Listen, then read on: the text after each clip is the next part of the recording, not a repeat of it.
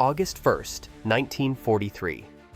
Just after dawn, the sun hangs low and red over the Mediterranean as 178 consolidated B-24 Liberators thunder northward from dusty runways near Benghazi, Libya. Each four-engine bomber groans under the weight of fuel and bombs, the thin aluminum skin vibrating with the combined roar of more than 700 Pratt & Whitney engines. Inside the cramped fuselages, crews of 10 men, pilots, navigators, bombardiers, gunners, check oxygen lines and ammunition belts while the desert wind whistles through tiny gaps in the metal. Their target lies 2,400 miles round-trip away. The oil refineries of Ploesti, Romania, the single largest source of petroleum feeding Hitler's war machine.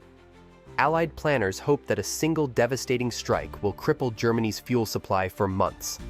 The attack will be bold and low, just 50 feet above fields and villages, to avoid detection and ensure accuracy. This is Operation Tidal Wave, one of the most daring and costly missions of the Second World War, flown not by the famous B-17, but by a different giant, the consolidated B-24 Liberator. Crossing the Ionian Sea, the formation keeps radio silence. Suddenly, a Liberator nicknamed Wongo Wongo pitches violently, stands on its tail, and plunges into the waves. No mayday call, no survivors. Moments later, wind shear and unexpected cloud cover scatter the 5 bomb groups. Precision timing unravels.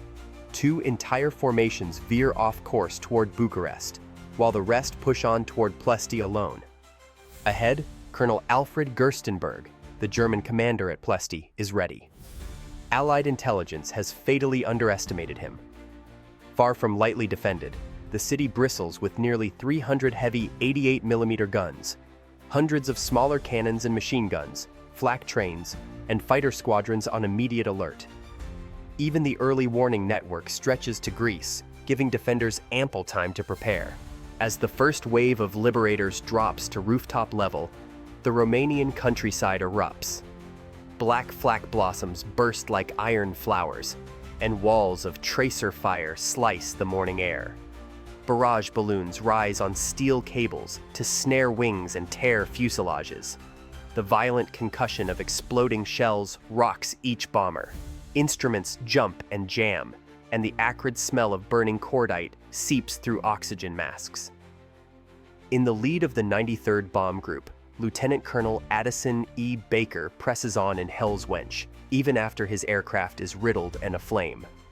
Behind him, crews shout over the intercom, "Tail gun out, number 2 engine on fire," while wrestling controls through turbulence so fierce it rattles every rivet. Gunners fire in all directions as Messerschmitt fighters dive through the smoke. Within minutes, the sky becomes a single living inferno. Liberators trail smoke, some cartwheel into wheat fields. Others drop their bombs and vanish in pillars of flame. Yet the surviving bombers hold course, releasing 311 tons of explosives on the refinery complex before fighting their way back across the Mediterranean. By nightfall, only 92 battered B-24s limp back to Benghazi. More than 500 airmen are dead, wounded, or missing, and 5 medals of honor, 3 posthumous, will recognize the extraordinary bravery of men who flew through a man-made hurricane of steel and fire. Operation Tidal Wave has dealt a temporary blow to Nazi oil supplies and left an indelible mark on air war history.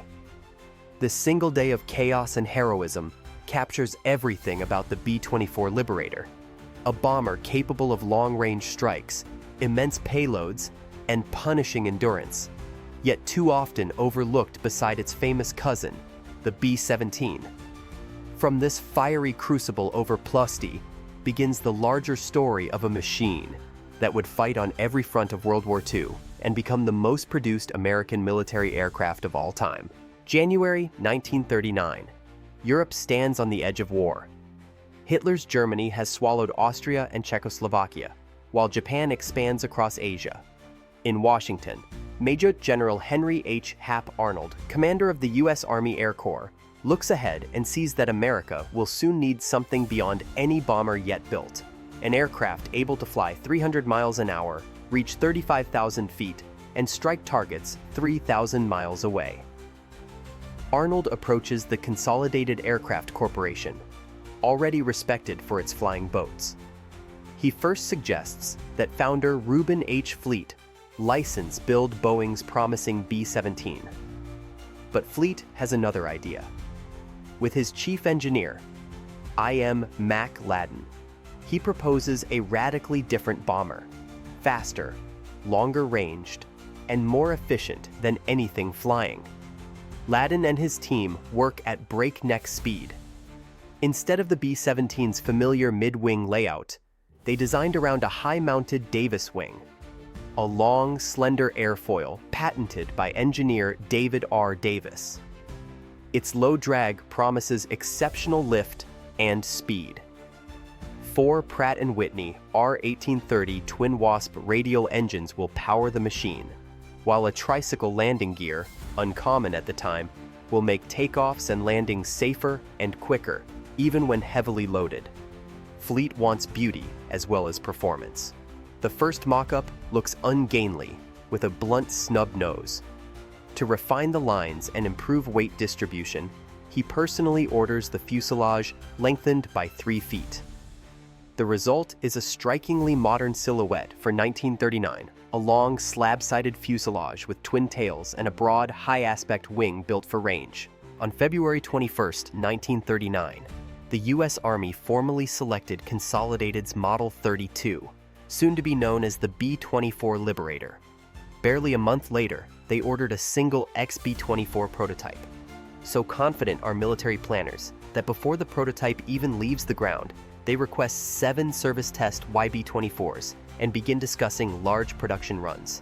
The new bomber's first flight on December 29, 1939, is a success. Its performance convinces not only the U.S. Army, but also foreign buyers. Britain and France both place large orders, desperate for a modern heavy bomber as Europe descends into war. When France fell to Nazi Germany in June 1940, Britain absorbed the French order, ensuring that production lines would run at full capacity. From a single bold decision in early 1939, the B-24's destiny is set. In less than a year, it has gone from drawing board to working aircraft, embodying the speed and ingenuity that will define America's industrial response to World War II. Soon, factories across the United States will begin the immense task of turning this design into a weapon capable of striking the Axis anywhere on Earth. By early 1940, the B-24 Liberator was no longer just an ambitious blueprint. The prototype had proven itself in test flights, and the rush to build more was underway. Orders were already stacking up, not only from the U.S. Army Air Corps, but also from Britain, which urgently needed modern heavy bombers as the Battle of Britain loomed.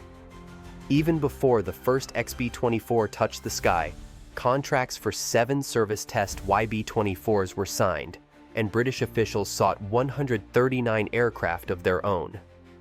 As Europe plunged deeper into war, demand only intensified.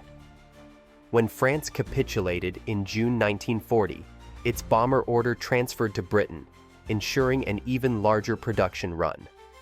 Consolidated Aircraft now faced the monumental challenge of building a complex, advanced aircraft on a scale America had never attempted. The Liberator's unique features demanded innovation on the factory floor. The high-mounted Davis wing required new assembly techniques, and the aircraft's sheer size, 67 feet long with a 110-foot wingspan, pushed existing facilities to their limits. To meet the urgency of war, production expanded beyond Consolidated's San Diego plant to Fort Worth, Texas, and soon to other partners. Douglas in Tulsa, North American in Dallas, and Ford's massive Willow Run plant in Michigan joined the effort, turning the B-24 into a nationwide industrial project. Willow Run would become legendary. Designed by Ford engineer Charles Sorensen, it stretched half a mile and eventually produced one fully built B-24 every 51 minutes. Thousands of men and women, many of them building aircraft for the first time, worked around the clock. The Liberator was not only a machine of war, but also a symbol of American industrial genius proving that mass production could be applied to cutting-edge aviation. Even as the assembly lines scaled up, the first Liberators began to leave American soil. Some of the earliest YB-24s flew unarmed for British Overseas Airways Corporation and the RAF Ferry Command, serving as long-range transports and crew ferries across the Atlantic. Others went to RAF Coastal Command, where they received modifications such as radar equipment and lee lights for nighttime submarine hunting. These first deliveries hinted at the bomber's versatility. In a world where many military aircraft had a single purpose, the B-24 was already showing it could do far more: carry bombs, hunt submarines, ferry crews, or cross oceans without refueling. By the time 1941 dawned, the Liberator was poised to become one of the most important and widespread aircraft of the coming global conflict. As 1941 unfolded, the B-24 Liberator moved rapidly from prototype to combat service. Britain, desperate to protect its lifeline of shipping from German U-boats, turned early deliveries into long-range submarine hunters. These Liberators, modified with air-to-surface radar and powerful lee lights, could patrol vast stretches of ocean where no other land-based aircraft could reach. The timing was critical. German U-boats were sinking Allied convoys at an alarming rate in the mid-Atlantic, an area once called the Air Gap because it lay beyond the reach of most patrol planes. A fully fueled B-24, however, could fly more than 1,100 miles out to sea, remain on station for 3 hours, and return safely, a capability unmatched by Sunderlands, Catalinas, or Wellingtons. By extending Allied air cover across that gap, the Liberator helped close the North Atlantic's most dangerous killing ground. The results were immediate and dramatic. In March 1945, toward the war's end, RAF Liberators would sink 7 U-boats in just 6 days, but their impact began years earlier. Convoys once stalked freely by wolf packs now moved under the umbrella of long-range air power. Merchant sailors, once at the mercy of torpedoes, gained new confidence, knowing the distinctive high-wing silhouette of a B-24 might appear overhead. The United States also began to deploy Liberators as tensions with Japan mounted. 2 specially equipped B-24s reached the Philippines late in 1941 for reconnaissance flights over Japanese bases. One was destroyed on the ground during the attack on Pearl Harbor, a sign that America's entry into the war would pull the B-24 into even greater action. Early combat proved the design's toughness, although pilots often complained of heavy controls and a tendency to buffet in tight formations. Crews admired the aircraft's endurance and ability to absorb punishment. This was the workhorse of all the bombers, one pilot recalled.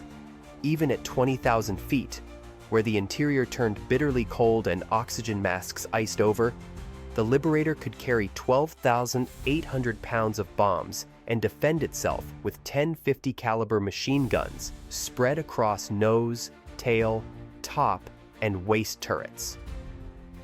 By the end of 1942, the B-24 had already proven itself as far more than an experimental design.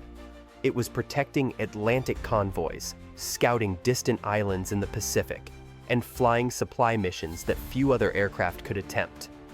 The stage was set for the Liberator to expand into the heart of Allied bombing campaigns across Europe, North Africa, and the Far East. By late 1942, the B-24 Liberator had moved from a promising newcomer to a central force in Allied air strategy. With America now fully engaged in World War II, production surged, and new bomber groups formed at a remarkable pace. In September 1942, the 93rd Bomb Group, nicknamed the Traveling Circus, became the first B-24 unit to reach England. Their arrival was dramatic. They completed the first formation crossing of the North Atlantic by Liberators, proving the bomber's long-range capability before even firing a shot in Europe. Within weeks, the 93rd flew its first combat mission and claimed the type's first aerial victory for the 8th Air Force when a gunner downed a German Focke-Wulf 190 fighter. Other groups soon followed.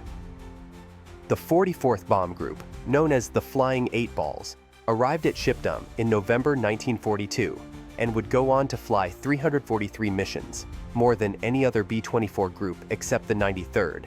dropping nearly 19,000 tons of bombs and claiming 330 enemy aircraft destroyed. The 389th Bomb Group and additional units built strength until Liberators formed 1/3 of 8th Bomber Command's heavy bomber force, with over 550 B-24s stationed in Europe by the end of 1943. Combat spread beyond England. On December 13, 1942, the 93rd Bomb Group redeployed to North Africa, where airmen faced primitive facilities and brutal weather. Furious winds and heavy rains turned airfields to mud so deep that taxiing a bomber sometimes became impossible. Despite these hardships, the group mounted 22 missions in just 81 days, striking Axis ports and supply hubs across the Mediterranean before returning to England. Meanwhile, the Liberator extended Allied reach in the Middle East. In May 1942, Colonel Harry H. Halverson led a detachment of 13 B-24Ds from Egypt on a daring 2,400-mile raid against the oil refineries at Ploesti, Romania, the very site that would later witness the famous 1943 Tidal Wave mission. Although heavy clouds limited damage and forced several aircraft to crash land or divert, the operation marked the first U.S. Army Air Force's heavy bomber mission of the war and proved the Liberator could carry out punishing long-distance strikes. By early 1943, B-24s were everywhere, hammering Axis shipping from Gibraltar to Tunisia, patrolling the Indian Ocean for U-boats, and carrying supplies over the rugged Himalayas to China. Their combination of speed, range, and payload made them uniquely suited for theaters where no emergency landing fields existed, and distances were too great for the B-17. These relentless missions laid the groundwork for the Liberator's most celebrated and harrowing operation, Operation Tidal Wave, the massive August 1943 low-level assault on Ploesti that would forever etch the B-24's name into the history of strategic bombing. By mid-1943, the B-24 Liberator had already proved itself across the Atlantic, Mediterranean, and Pacific. Yet its most dramatic and costly test was still to come. Allied planners focused on Ploesti, Romania, home to a vast oil refining complex that supplied nearly 1/3 of Germany's fuel. If those refineries could be destroyed, Hitler's war machine, from panzer divisions to the Luftwaffe, would be critically weakened. A bold plan emerged, Operation Tidal Wave. Instead of the high-altitude raids typical over Europe, the strike force would attack at rooftop level to surprise defenses and improve bombing accuracy. 5 elite B-24 groups were chosen: the 44th Flying 8 Balls, 93rd Traveling Circus, 98th Pyramiders, 389th and 376th. Brigadier General Uzal G. Ent, a decorated West Point graduate, would command. For weeks, the crews practiced in the scorching Libyan desert, learning to fly their heavy, 60,000-pound bombers a mere 50 feet above the ground, weaving between poles and low hills. They believed the element of surprise and the presumed weakness of Romanian defenses would give them the edge. But German intelligence officer Colonel Alfred Gerstenberg had transformed Ploesti into one of the most heavily defended cities in Europe. Nearly 300 deadly 88mm flak guns, hundreds of rapid-fire cannons and machine guns, flak trains, and multiple fighter squadrons stood ready. Early warning posts stretched as far as Greece, ensuring hours of preparation time. August 1st, 1943, dawned hot and clear. At Benghazi's desert airfields, 178 Liberators roared down sandy runways and climbed into formation. Almost immediately, things went wrong. One bomber crashed and burned on takeoff, another plunged into the sea, and 10 more turned back with engine trouble. Near Corfu, Wongo Wongo, the lead plane of a key group, suddenly pitched up, flipped backward, and disappeared into the Ionian Sea. No survivors. Crossing the rugged Albanian mountains, the Armada met unexpected cloud cover and violent crosswinds. A misread checkpoint sent 2 groups off course toward Bucharest before they corrected, straight into the densest flak corridor. The planned single, simultaneous strike dissolved into 3 separate attack waves. The first to reach Ploesti was Lieutenant Colonel Addison E. Baker's 93rd Bomb Group. Flying at barn-top level through curtains of fire, Baker held formation even as Hell's Wench was hit repeatedly, its fuselage aflame.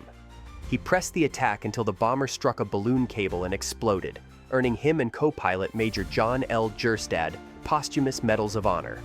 15 minutes later came Colonel Leon Johnson's 44th and Colonel John Killer Kane's 98th.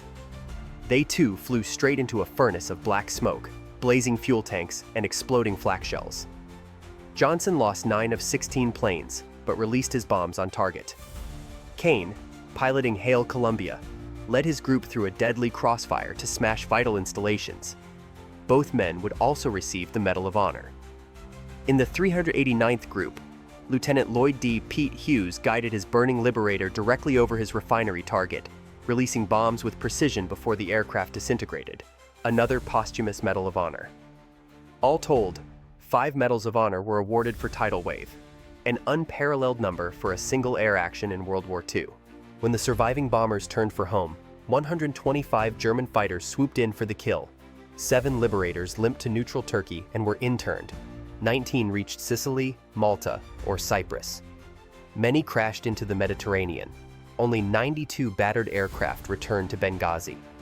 More than 500 American airmen were killed, wounded, or missing.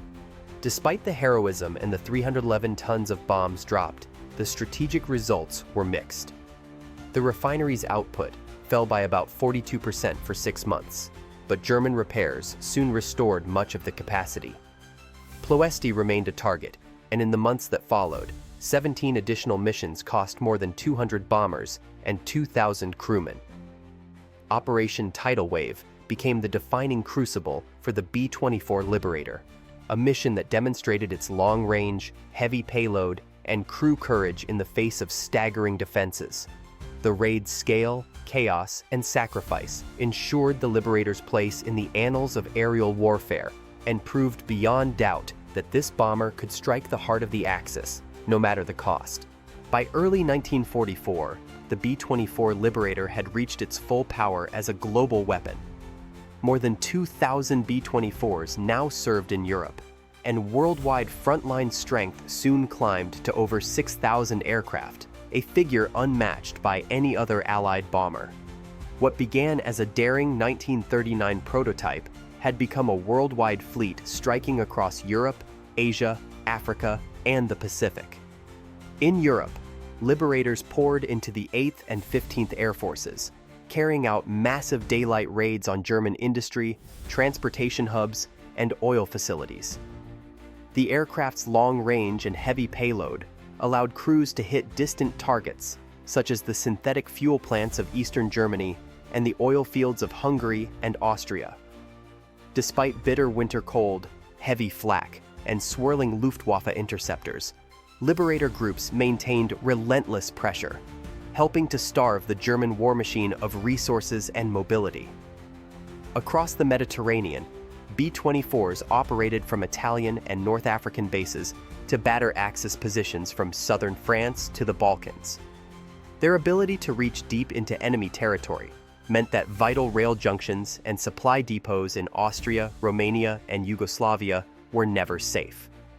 In missions where precision and endurance mattered most, the Liberator became the backbone of Allied air strategy. In the China-Burma-India theater, Liberators proved equally vital. Modified as tankers, they ferried precious fuel and supplies over the Himalayas, the treacherous hump route, to support Chinese and American forces. They also bombed Japanese positions in Burma and Southeast Asia, often flying grueling missions over mountains and through violent monsoon weather where no emergency landing fields existed. Nowhere, however, did the B-24's capabilities shine brighter than in the Pacific. With distances vast and bases scattered across tiny islands, the long-legged Liberator became the U.S. Army Air Force's heavy bomber of choice until the B-29 arrived late in 1944. From New Guinea to the Philippines, Iwo Jima to Okinawa, B-24s struck Japanese shipping, airfields, and industrial centers. Electronically modified night raiders flew single, low-level missions with remarkable success. while others joined great silver fleets of B-29s in the final incendiary assaults on Japan itself. The U.S. Navy also adapted the design into the PB-4Y-2 Privateer, a lengthened, high-tailed maritime patrol bomber. From bases in Hawaii, Tinian, Midway, and the Philippines, privateers hunted enemy submarines and protected vital shipping lanes. 26 even served in Britain's RAF Transport Command, underscoring the aircraft's global reach and adaptability. By May 1945, when Germany surrendered, about 1,500 Liberators were still in action with the 8th and 15th Air Forces in Europe alone. In the Pacific, the type remained essential right through the summer campaigns. Whether carrying bombs, fuel, or supplies, the Liberator's combination of range, payload, and toughness gave Allied commanders a tool unmatched by any other bomber of its time. As victory approached, the aircraft's role extended beyond combat. One of the most famous examples was Winston Churchill's personal Liberator, Commando, AL-504, which carried the British Prime Minister on secret and perilous wartime flights to meet President Roosevelt, Soviet Marshal Stalin, and other world leaders. The choice of a B-24 for such high-stakes missions spoke volumes about the machine's reliability and global endurance. By war's end, the B-24's achievements were staggering. 45.5 U.S. bomber groups flew the type compared to a maximum of 33 B-17 groups. It had closed the Atlantic Gap, crippled Axis supply lines, supported ground offensives from Italy to Burma, and hammered Japanese industry across thousands of miles of ocean. From the deserts of North Africa to the jungles of the Pacific, the Liberator had proven itself as the only bomber to serve in every major theater of World War II. In these final campaigns of 1944 and 1945, the B-24 confirmed its place as one of the most indispensable aircraft of the war, an unsung giant whose impact reached from the icy North Atlantic to the burning cities of Japan. May 1945 brought both triumph and abrupt change. With Germany's surrender, the great assembly lines that had poured out Liberators day and night began to slow. Orders for 5,168 new B-24N models were abruptly canceled. At Ford's Willow Run plant, once the marvel of wartime industry, where a complete Liberator had rolled off the half-mile assembly line every 51 minutes, workers now watched the final bombers taxi out and silence settle over the hangars. Yet as production ceased, thousands of B-24s were still in active service. About 1,500 remained in Europe, many supporting the repatriation of prisoners and carrying food and supplies to a shattered continent. In the Pacific, Liberators continued long-range patrols and strikes right up to Japan's surrender in August 1945. High-tailed PB-4Y-2 privateers served with the U.S. Navy, scouring the ocean from Hawaii to the Philippines, while transport-configured Liberators ferried men and equipment across the vast Pacific. The numbers told a story of unmatched reach. 19,203 B-24s had been built, more than any other American military aircraft of the war. 45.5 U.S. bomber groups flew them, outstripping the B-17's 33 groups, and countless others served with the air forces of Britain, Canada, Australia, and South Africa. They had patrolled the mid-Atlantic to break the U-boat menace, carried fuel over the treacherous Himalayas, bombed targets from Rabaul to Vienna, and supported ground campaigns from North Africa to Burma. And beyond statistics lay a deeper legacy. The Liberator embodied the industrial power and global strategy that defined Allied victory. It proved that mass production could meet sophisticated design, that a single airframe could fight on every front and in every role: bomber, tanker, submarine hunter, transport, and even VIP aircraft. One of the most famous examples, Commando, AL-504, personally carried Winston Churchill to critical wartime conferences with Roosevelt and Stalin, a testament to the aircraft's reliability and long reach. Though many surviving B-24s were quickly scrapped, their influence remained. They had flown faster, higher, and farther than their more celebrated cousin, the B-17 Flying Fortress, while hauling heavier bomb loads. They had helped starve the Axis of oil, sink enemy submarines, and pave the way for final victory in both Europe and the Pacific. Today, only a handful of Liberators survive in museums or on airshow circuits, but their impact endures in every history of the Second World War. From the chaotic inferno of Ploesti to the endless ocean patrols of the Pacific, the B-24 proved itself the most versatile and widely used bomber of the Allied arsenal. The B-24 Liberator may never have enjoyed the glamour of the Spitfire or the mythic fame of the Flying Fortress, yet it was the machine that truly spanned the globe, a giant that was liberated by sheer endurance and strength. Its story is one of relentless innovation, immense sacrifice, and quiet but decisive victory, securing its place as an unsung titan of World War II aviation.